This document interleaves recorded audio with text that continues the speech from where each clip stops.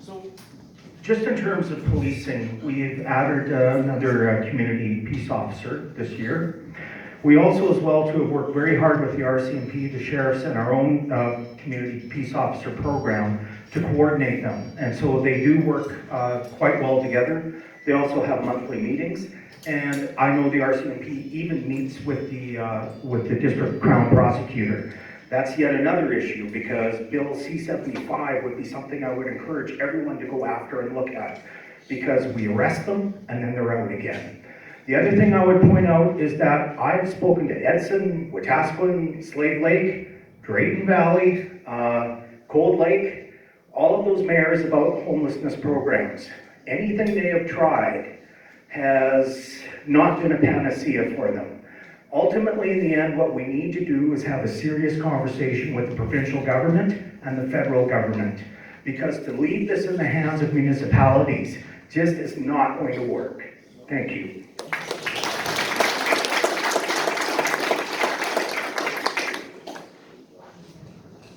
Is there anybody else? Okay.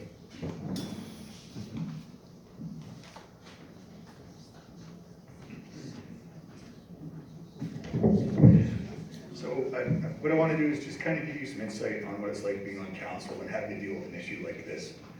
So we have, at RCMP detachment, we have an amazing working relationship with the RCMP, and they were continuously understaffed. They were always had one position short or two positions short, and that means we have to pay more overtime to make up those extra issues. As well as, like the mayor said, their hands were tied, the rest of people are coming out.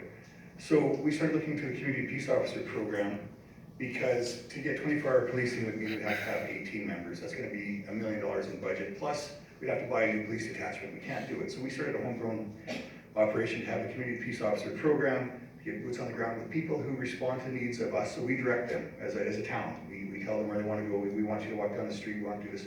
And it's been very effective. And I just want to let you know why we did that. And that was the reasons why. And we're going to continue to grow that because it seems to be working.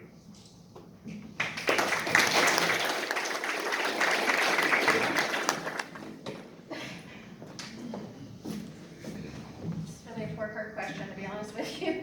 To speak to it in 60 seconds or less, it's a lot. The crime and homelessness, we all know, goes hand in hand. And the answer to that, I think Catherine Sutherland addressed it very well. You know, when people don't have a place to sleep, when people don't have a place to sit, people don't have a place to have heat, they are going to congregate in the public library. That's what people do. To build a park on the other side of town to hopefully redirect homelessness is not the answer. The pods are a great idea, honestly. As far as safety goes, we need to see more of these community police officers that we have hired here on the street. We don't have any presence of that downtown. I've had business people tell me that. I've had residents tell me that. Police on foot. There's nothing wrong with doing that type of thing. But it's a very large issue. And yes, of course, the federal and provincial government should be stepping in to help. But where not, we can redirect funds to do so. We can utilize community policing better for what we need. We spent $80,000 on, sorry. Okay, time's up, thank you.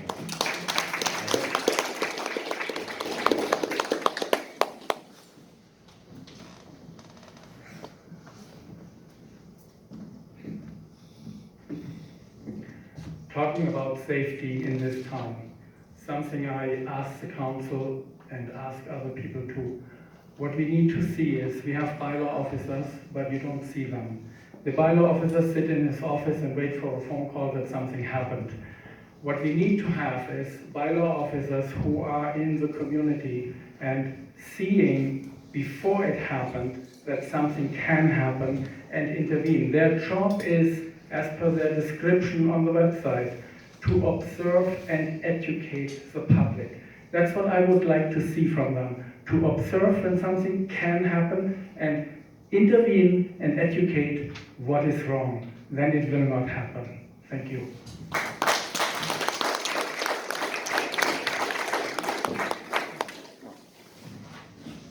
Okay, we are getting to the point in time where we want to allow our candidates to give their final submission.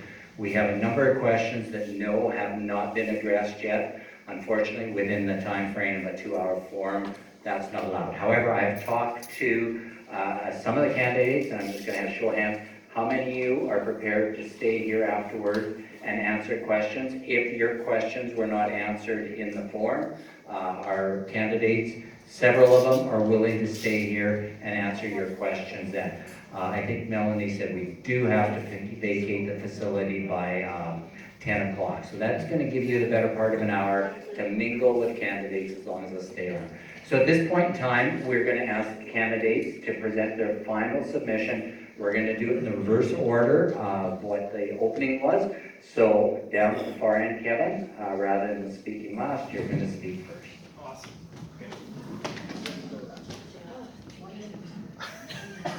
One minute. Thank you, and I'm going to read off my pamphlet. No town stands alone. In every challenging economic and political environment, a town needs partnerships to be successful. To that end, I have helped create and sit on the executive committee of the Mid-Sized Town Mayor's Caucus, which currently has 27 members that frequently meet with the provincial government, that's including the Premier, to advocate for more funding to be channeled into mid-sized towns. My work to enhance doctor recruitment and improve ambulance services for rural Alberta has also gained me a seat on the Provincial Regional Health Advisory Committee, which gives Ponoka a critical seat at this table. Rising Sun Clubhouse funding was to be recently cut, but we saved it due to our partnerships with the Rising Sun Board, our town council, our citizens, and our strong working relationships with the provincial government. If you re-elect me, you will get more of this. Thank you. I'm on the CA, I so know. yeah. I hear it.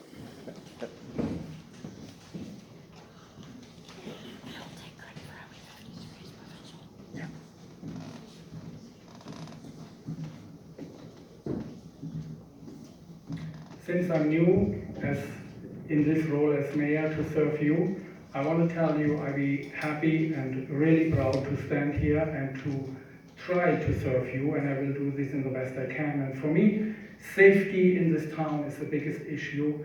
And the second biggest issue is actually how do we really bring life into downtown? How do we make Ponoka attractive so that people from outside come and want to stay here year-round? And that is my idea, to revitalize and to redesign Centennial Park so that we can have concerts there and theater and gatherings, even Christmas market when it's cold, -20, and we still can be out there and have that. It is possible, but to give people a reason to come to Ponoka.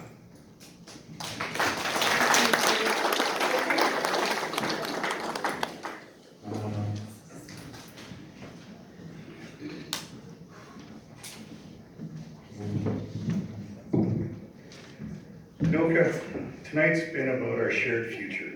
My last 8 years show what we can do. The skate park has brought our youth together, the CPO team has halved petty crime and homelessness, and Rodeo Drive's drawing folks to our town. All thanks to dedicated group effort. It's been a privilege to serve with such caring people. I'm a chartered manager. I've been an operations manager for over 20 years, and I'll tell you, this council is the most effective team I've ever been a part of. Our work has laid a solid foundation, and with your vote on October 20th, we'll keep moving forward. More safety, more partnerships, community we all cherish. Let's shape Ponoka's tomorrow together. Thank you.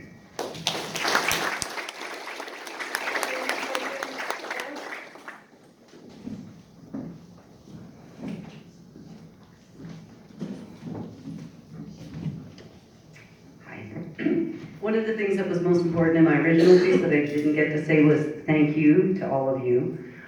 There was comments tonight about live streams and being here or watching it on the computer, but I really think there's a presence to be had when people are here and you have to look at them face to face and be accountable to. So thank you for that. And secondly, thank you to all the candidates. This takes a ton of bravery to get up here and be able to speak in the moment, on the moment. So thank you for everybody for being part of this. I just want to take a moment to say I'm very proud of the accomplishments serving these last 4 years and being part of an excellent team and having an excellent relationship with the town and its administration and staff. It's critical to success. And I just want to say that going forward, there's more to happen, more to come, more to do. And just saying, encouraging and maintaining open dialogue with you guys and staying relevant and being aware. I say to my staff all the time, if I don't know, I can't fix it. So please let us know, because we can't fix it if we don't. Thank you.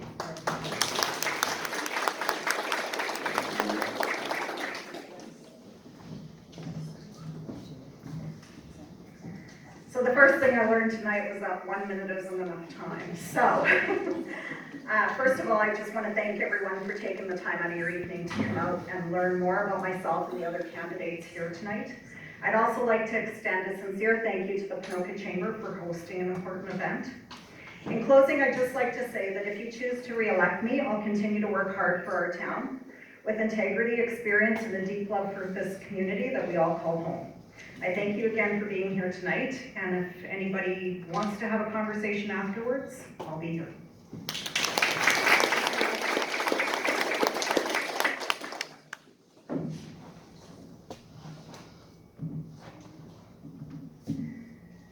So everything we've talked about tonight comes down to the power of community to come together and support each other. Strong municipal leadership is what we need to support the cooperation of everyone in town, everyone here and beyond. I'm curious, I have good listening skills, I'm able to come together with people from all walks of life and converse respectfully. I'm highly organized, and my background in records management makes me familiar with the policy and bylaw framework within which the town operates. Most importantly, I'd be happy to serve as we venture into the future together. Thank you.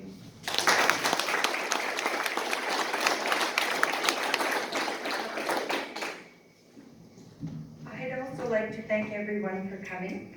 My top priority as a town councillor is safety, community safety. When people and businesses feel secure, everything else can grow from there.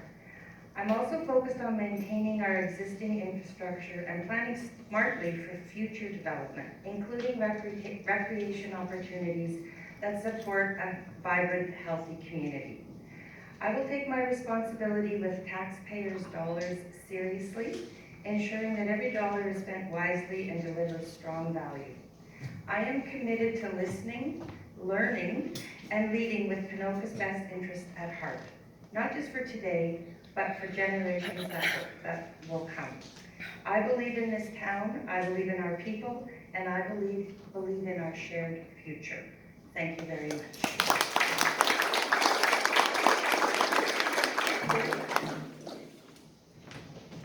I just wanted to say thank you to the Chamber, the volunteers, the Drop-In Center for putting on the forum, and I want to thank everyone who came out tonight. It's really appreciated. I just really want to wrap up with, Ponoka is more than just a place on the map. It's our home. And together, we can keep building a town that's vibrant, safe, and full of opportunity. I truly feel blessed to have been on council and appreciate the collaboration and teamwork that has occurred with our current council. I humbly ask for your support and your vote. Let's keep moving Ponoka forward. Thank you.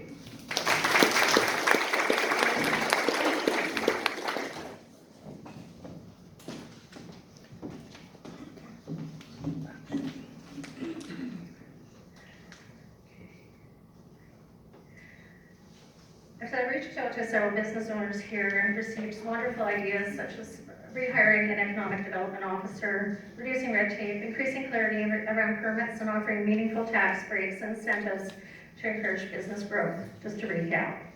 Improving government accountability, such as streaming council meetings, as other communities do. Offering greater community input prior to projects being approved would greatly increase government accountability.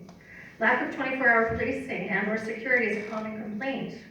Redirecting funds from local community officers and projects, such as having installed bulletproof glass at the new Civic Center, could be better allocated to achieve this, for example.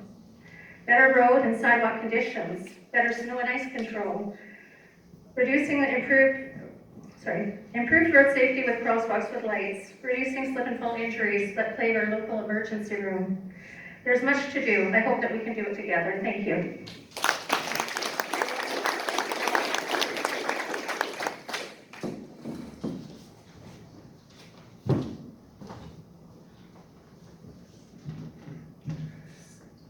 My platform has no promises that I cannot deliver on, because I'm seasoned enough after one term on council to know that I can't.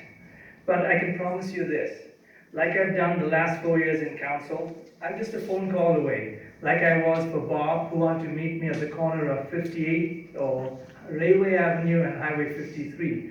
I'm just a coffee shop away, preferably with one with a round table, because remember Nelson Mandela. And I promise to continue listening and learning and to be accessible to you, to uphold our town's mission statement, its vision, and its values. And thanks for coming out tonight. I'll be around all night. Thank you.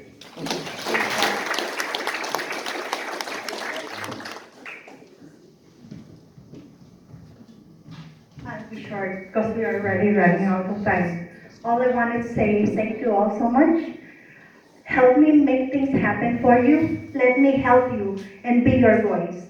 Let me represent you. Let's make things move forward together. With your help and your support, we will make things work. We will be able to do better. And together, we will build a beautiful and safe community for ourselves and our children's future. So please make me your voice and make me be part of yours. Thank you.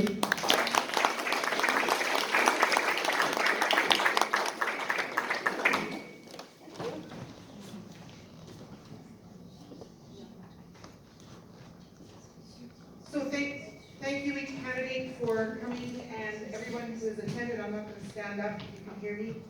So thank you for participating. It takes a lot of personal commitment to put your name forward for council. So let's give every candidate a round of applause.